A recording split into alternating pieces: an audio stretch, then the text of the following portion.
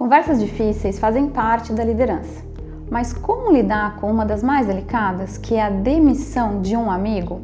Eu sou Roberta Perdomo, sócia da Acto Consultoria Relacional, e hoje eu vou falar desse assunto tão importante e tão complicado.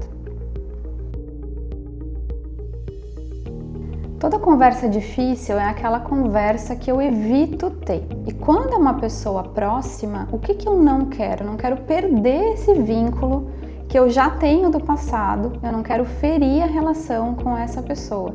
E claro que a gente também geralmente tem medo que a pessoa fique muito magoada. E aí seja muito difícil, às vezes até dela se recuperar, principalmente no caso de uma demissão. Então nos custa muito isso. E a nossa tendência é evitar essa conversa, terceirizar essa conversa. Mas se é um caso de que eu sou gestora dessa pessoa, não tem muito o que fazer. Eu vou ter que encarar e ter a conversa. A preparação é fundamental, né? Então acho que o primeiro passo é ter consciência do o que motivou a demissão, no caso de uma conversa de demissão, qual foi o motivo, ter clareza de que eu fiz tudo. Então antes é muito importante, né? Se eu estou demitindo alguém, idealmente não pode ser uma surpresa para essa pessoa. Se for ser uma surpresa, a conversa vai ser muito mais difícil. Obviamente, a pessoa vai tomar um susto e você não tem a menor noção de como vai ser a reação.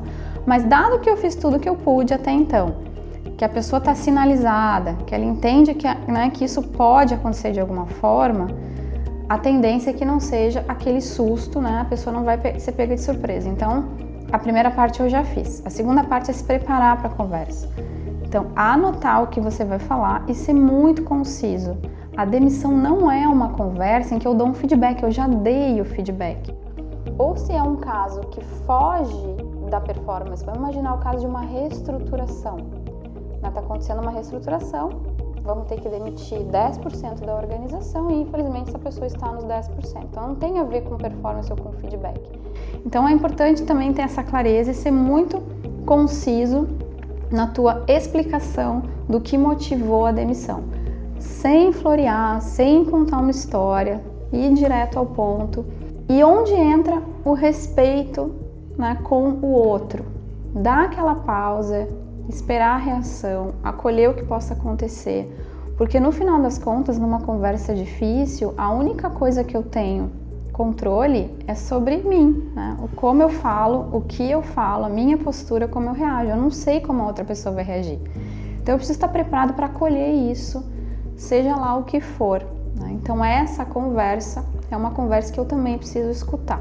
Vamos imaginar um caso de que a pessoa não está performando.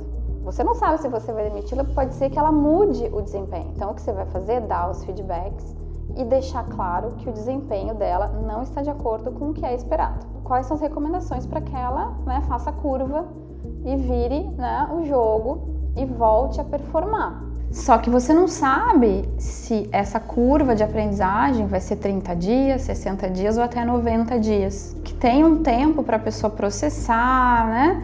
Ver como é que a pessoa vai reagir. Cada um reage de um jeito. Quando o feedback é muito sério, né? Tem pessoas que reagem e vão e dão uma virada, tem pessoas que não. É muito difícil quando uma pessoa vem em feedback não está performando, ela às vezes fazer essa virada. Acontece se você tem, né, as ferramentas corretas, recursos corretos. Mas é muito difícil saber esse prazo, né? Você pode até combinar com ela.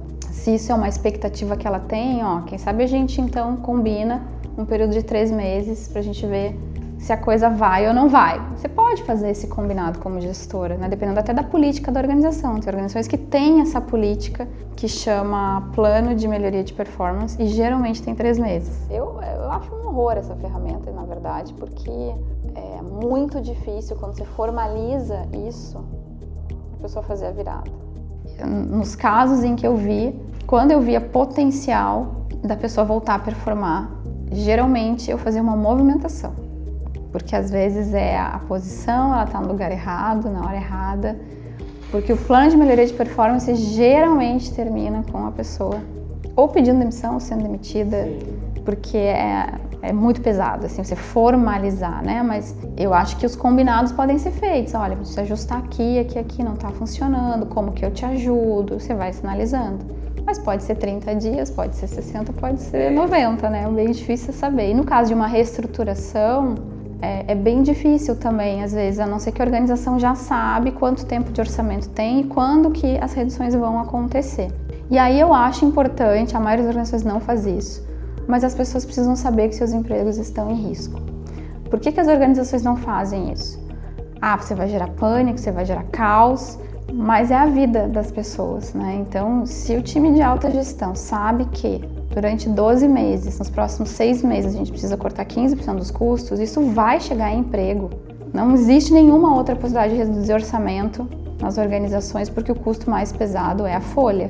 Então, vai respingar na folha, né? Você pode cortar vários outros custos, mas em algum momento respinga. E se isso está claro para a alta liderança, você precisa ter um plano, como você vai comunicar e fazer isso direito.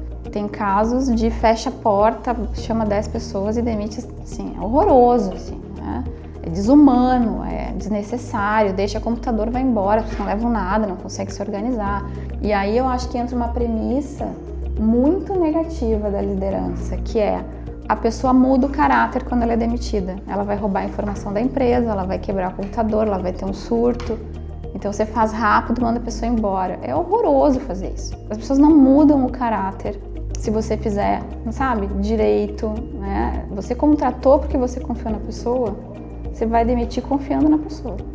E aí você faz isso direito, com respeito, né? Com tempo, enfim. Acho que o primeiro erro é terceirizar a conversa, pedir para o RH demitir, porque eu não tenho coragem. Segundo erro, eu tenho a conversa, mas eu digo que a decisão não foi minha.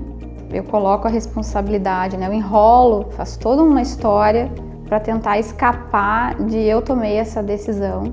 E aí fico melhor na fita e não prejudico tanto a nossa relação fora. Eu acho que esse é o segundo erro. E o terceiro erro é não ser direto o suficiente. Porque o que a gente faz quando a gente está nervoso ou preocupado? A gente floreia a conversa para não dizer o que realmente foi, que motivou a demissão. A pessoa não entende por que ela foi demitida. Ela fica meio assim, eu não entendi. Eu sou tão maravilhoso e fui demitido, né? Então acho que esse é um dos erros também, não ser direto na conversa e não trazer com clareza o que motivou a decisão. Qual o impacto para o outro? O que eu posso é ser coerente entre a minha intenção e como eu me comunico e o que eu comunico. Isso minimiza bastante o impacto negativo, porém, o outro é o outro. Como ele vai receber, como ele vai se sentir, qual a história que essa pessoa vai contar na sua cabeça, porque a gente também cria narrativas que estão para além do que foi dito, né? Eu não tenho como saber. Então pode ser que a relação se mantenha muito próxima ao que era antes, se essa pessoa tiver maturidade emocional. Se eu fizer um bom trabalho, se o outro talvez tiver uma maturidade emocional que a faça entender, né, o que motivou a decisão, mas é muito difícil prever o que vai acontecer. O que eu posso fazer, se eu quiser manter essa relação, é ter outras conversas depois no nível pessoal. Porque uma conversa difícil muitas vezes se desdobra em várias conversas. Dificilmente ela fica em uma conversa só. Conversas difíceis exigem coragem, empatia e clareza na comunicação. Se você quiser saber mais conteúdos ou dicas sobre esse tema, manda uma mensagem, comenta aqui que a gente traz mais conteúdos sobre as conversas difíceis.